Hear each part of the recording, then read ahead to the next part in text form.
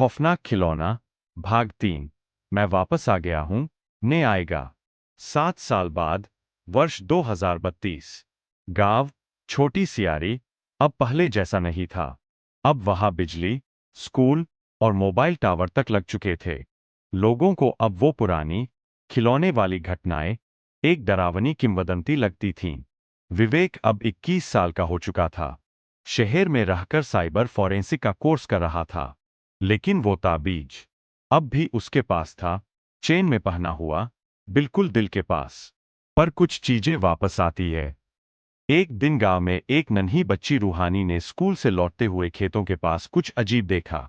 मिट्टी में आधा जला हुआ लकड़ी का खिलौना पड़ा था, सिर्फ एक आंख वाली गुड्डा।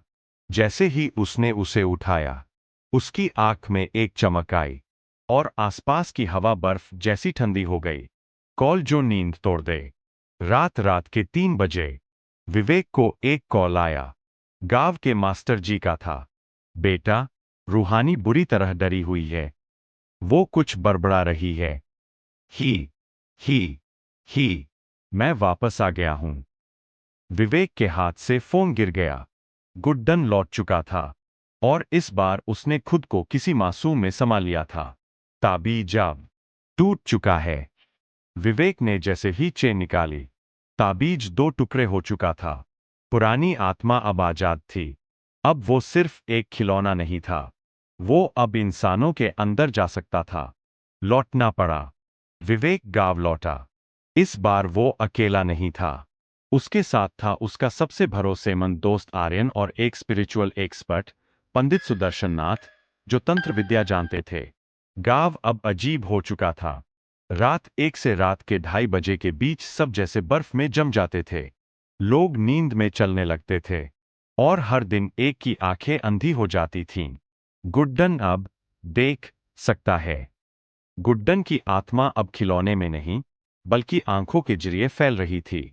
जिसने उसे देखा, वो खुद उसका मेजबान बन जाता। अब डर सिर्फ खिलौने से नहीं था, डर था हर आंख से। विवेक का अंतिम प्लान। विवेक को याद आया। रामधारी की डायरी में एक आखिरी पंक्ति थी, गुड्डन को हराया नहीं जा सकता, लेकिन अगर वही अपनी आंखों में खुद को देख ले, वो खुद को भस्म कर देगा। मतलब, गुड्डन की आत्मा को उसके ही आईने में कैद करके दिखाना होगा खुद की सच्चाई। आखिरी रात 14 जुलाई 2032। रूहानी के कमरे में एक खास तांत्रिक दर्पण लगाया गया। कमरे के चारों कोनों में रखा गया लाल धागा, राख और नींबू मिर्च का यंत्र। पंडित जी ने मंत्र शुरू किया, ओम प्रेत बाधा निवारणाय नमः। ठीक रात के 1:12 रूहानी की आंखें लाल हो गईं।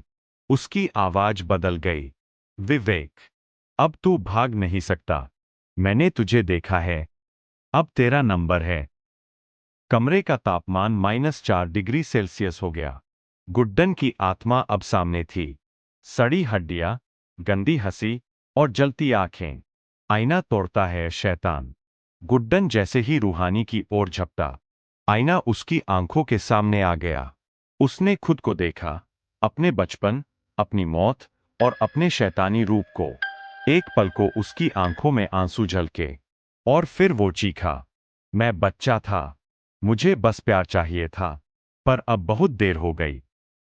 पूरे कमरे में धुआं भर गया और फिर एक तेज विस्फोट के साथ सब शांत हो गया। अंत। सुबह। रूहानी ठीक थी। उसके होठों पर बस एक बात थी, गुड्डन अब चला गया, शायद हमेशा के लिए।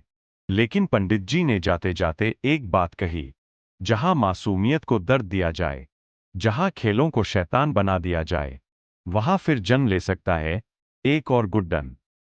Teddy bear final words. कुछ खिलौने बच्चों के लिए नहीं होते और कुछ कहानियां कभी पूरी नहीं होती। द एंड, या शायद एक नई शुरुआत।